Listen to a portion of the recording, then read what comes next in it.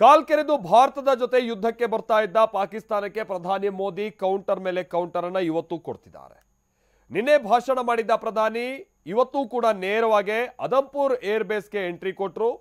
Operation ಸಿಂಧೂರ್ನ ವೀರ ಯೋಧರನ್ನ ಬೆನ್ನು ತಟ್ಟಿದ್ದಾರೆ. ಅಲ್ಲಿಂದನೂ ಕೂಡ ಪಾಕಿಸ್ತಾನಕ್ಕೆ ಕೆಲ ಸಂದೇಶಗಳನ್ನು ರವಾನಿಸಿದ್ದಾರೆ. भारत माता की, भारत माता की, भारत माता की,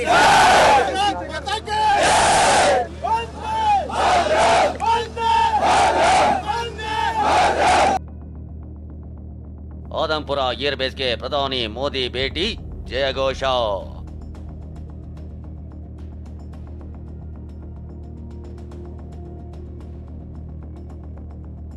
ಆಪರೇಷನ್ ಸಿಂಧೂರ್ ವೀರರ ಬೆನ್ನು ತಟ್ಟಿ ಅಭಿನಂದಿಸಿದ ಮೋದಿ. भारत माता की, भारत माता की, भारत माता की,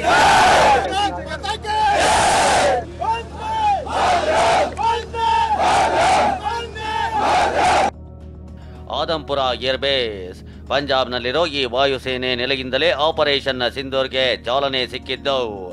ಪಾಕಿಸ್ತಾನದಲ್ಲಿರೋ ಉಗ್ರರ ಪ್ರಮುಖ ನೆಲೆಗಳ ಮೇಲೆ ಆದಂಪುರ ಏರ್ ಬೇಸ್ನಿಂದಲೇ ಪಕ್ಕಾ ದಾಳಿ ಮಾಡಲಾಗಿತ್ತು. ಅದ್ಯಾವಾಗ ಉಗ್ರರ ನೆಲೆಗಳ ಮೇಲೆ ಭಾರತ ಮಿಂಚಿನ ದಾಳಿ ನಡೆಸಿತ್ತು. ಪಾಕಿಸ್ತಾನ ಆದಂಪುರ ಏರ್ ಬೇಸ್ ಗುರಿ ಮಾಡಿಕೊಂಡಿತ್ತು. ಭಾರತದ ಸೇನಾ ಶಕ್ತಿಯನ್ನ ಕುಗ್ಗಿಸ್ತೀವಿ ಅಂತ ಡ್ರೋನ್ ಮಿಸೈಲ್ಗಳನ್ನ ಪಾಕಿಸ್ತಾನ ಪ್ರಯೋಗಿಸಿತ್ತು. ಆದರೆ ಆದಂಪುರ ಏರ್ ಬೇಸ್ನಲ್ಲಿ ನಿಯೋಜಿಸಲಾಗಿದ್ದ S-400 ಪಾಕಿಸ್ತಾನದ ಅಷ್ಟು ಡ್ರೋನ್ ಮಿಸೈಲ್ಗಳನ್ನ ಆಕಾಶದಲ್ಲೇ ಸುಟ್ಟು ಬೂದಿ ಮಾಡಿತ್ತು.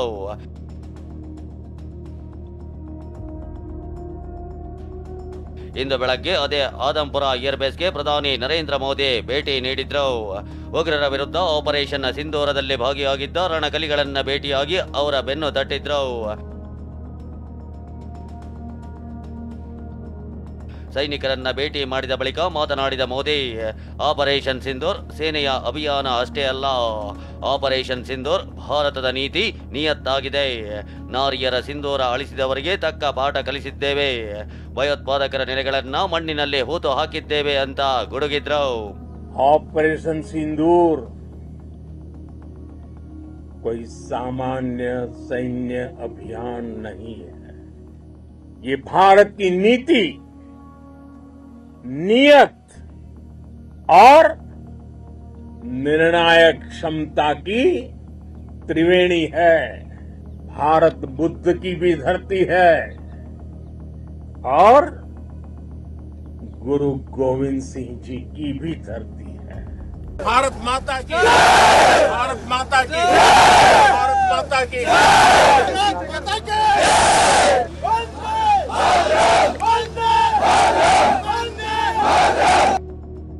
ಆದಂಪುರ ಏರ್ ಬೇಸ್ನಲ್ಲಿ ವಾಯುಸೇನೆ ಸಿಬ್ಬಂದಿ, ತಾಂತ್ರಿಕ ಸಹಾಯಕ ಸಿಬ್ಬಂದಿಯ ಬೆನ್ನು ತಟ್ಟಿ ಅಭಿನಂದಿಸಿದ ಮೋದಿ ಅವರ ಮಧ್ಯದಲ್ಲೇ ನಿಂತು ಭಾರತ್ ಮಾತಾ ಕಿ ಜೈ ಅಂತ ಜಯಘೋಷ ಮೊಳಗಿಸಿದ್ರು.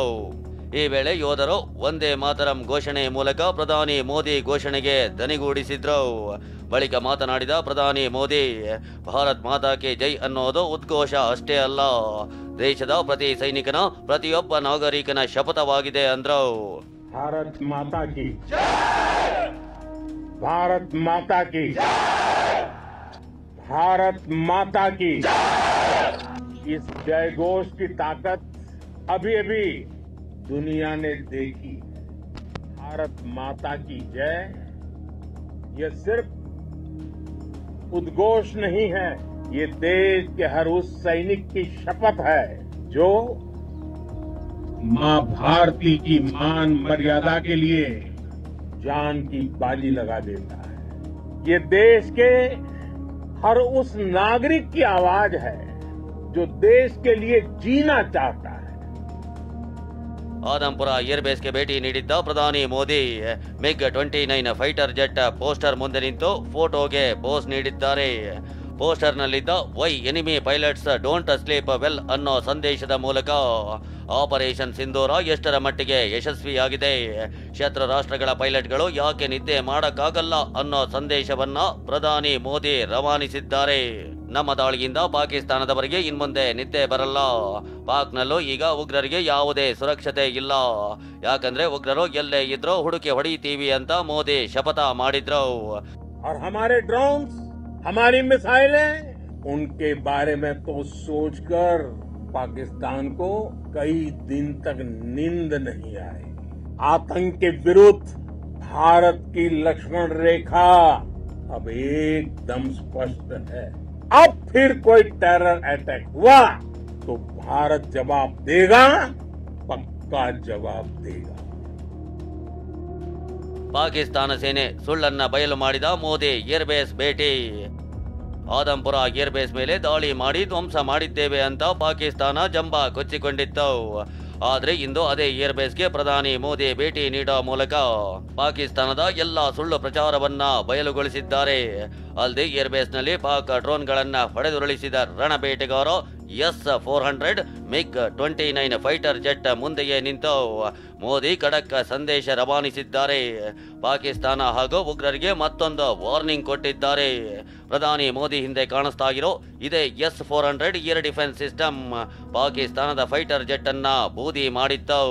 पाकिस्तान के ड्रोन, उसके UAV, पाकिस्तान के एयरक्राफ्ट और उसकी मिसाइलें हमारे सशक्त एयर डिफेंस के सामने सबके सब ढेर हो गए।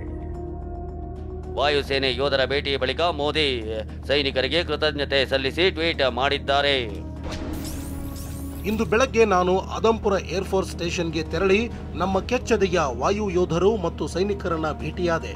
ಧೈರ್ಯ, ದೃಢ ನಿಶ್ಚಯ ಮತ್ತು ನಿರ್ಭಯತೆಯನ್ನ ಸಾರುವವರ ಜೊತೆ ಇರುವುದು ಬಹಳ ವಿಶೇಷ ಅನುಭವ ಆಗಿತ್ತು. ನಮ್ಮ ಸಶಸ್ತ್ರ ಪಡೆಗಳು ನಮ್ಮ ದೇಶಕ್ಕಾಗಿ ಮಾಡುವ ಎಲ್ಲ ತ್ಯಾಗಕ್ಕೂ ಭಾರತದ ಪ್ರತಿಯೊಬ್ಬರೂ ಅವರಿಗೆ ಎಂದೆಂದಿಗೂ ಋಣಿಯಾಗಿರುತ್ತೇವೆ.